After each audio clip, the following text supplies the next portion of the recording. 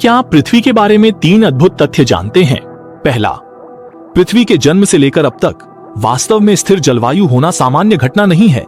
पिछले 4 अरब से अधिक वर्षों में पृथ्वी ने कई बार बड़े ज्वालामुखी विस्फोटों का अनुभव किया है, जिनमें से कुछ की अवधि करोड़ों वर्षों तक हो सकती है।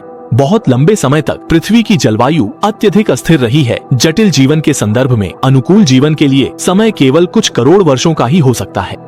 भविष्य में जैसे जैसे सूर्य अधिक चमकीला और गर्म होता जाएगा, पृथ्वी की जलवायु और भी खराब होती जाएगी और उस समय जीवन के लिए यहाँ रहना अनुकूल नहीं होगा।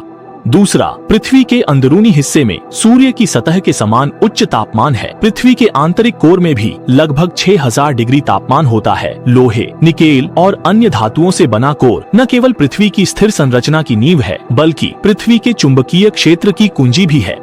पृथ्वी के चुंबकीय क्षेत्र की सुरक्षा के कारण ही पृथ्वी पर जीवन सूर्य की आंधियों से प्रभावित नहीं होता।